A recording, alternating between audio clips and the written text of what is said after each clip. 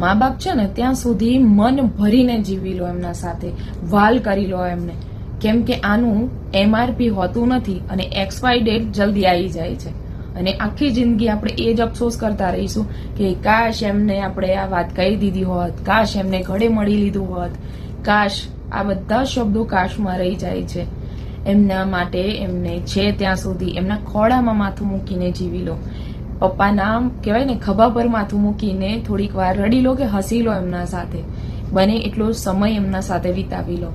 એમને શેમાં ખુશી મળે છે એમાં ખુશ થઈ લઈએ, એમના થોડાક બે શબ્દો, એમની દાટ ખાઈ લઈએ, થોડી એમની ચિંતાઓ સાંભળી લઈએ. એ છે ને ત્યાં સુધી એમનું કહેવાય ને કે માન સન્માન, એમના અંદરના જે ભાવ છે એને આપણે જીવી લઈએ, કેમ કે આ જતું રહેશે ને પછી ક્યાંય નહીં મળે. દુનિયાનો કોઈ બી ખોળો માં જેવો નહીં મળે અને દુનિયાનો કોઈ બી ખભો બાપના જેટલો મજબૂત નહીં મળે. તો એ છે ને ત્યાં સુધી એમના સાથે પ્રેમથી બને એટલું એમના સાથે સમય વિતાવી લઈએ. એમના ગયા પછી અફસોસ કરવા સિવાય કંઈ નહીં મળે.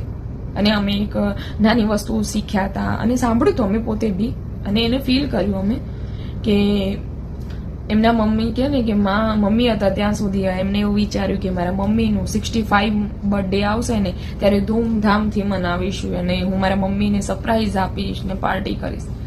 ભગવાનનું કરવું. અને એમના મમ્મી કોરોનામાં જતા રહ્યા અને જ્યારે એમનો 65મો બર્થડે આવ્યો ને ત્યારે એ બેન રડી રહ્યા હતા, એ દીકરા રડી રહ્યા હતા કે મારા મમ્મીના 65માં બર્થડેની રાહ જોયા વગર હું એ હમણાં જે સમય મળ્યો હતો ને ત્યારે જ કરી લીધું હોત. તો ક્યારેક ક્યારેક અમુક શબ્દો આ બધું આપણને જાણીને છે ને એને પોતાના જીવનમાં ઉતારવું જોઈએ. મધર સાથે, મમ્મી પપ્પા સાથે સમય મળે ને એટલો વિતાવી લો. બીજું બધું જ ફરી મળી જશે, પણ આ બે વસ્તુ ગમે તેટલા પૈસા ખર્ચીને એ લાગણી સાથે ક્યારેય નહીં મળે તમને. તો હર હર મહાદેવ.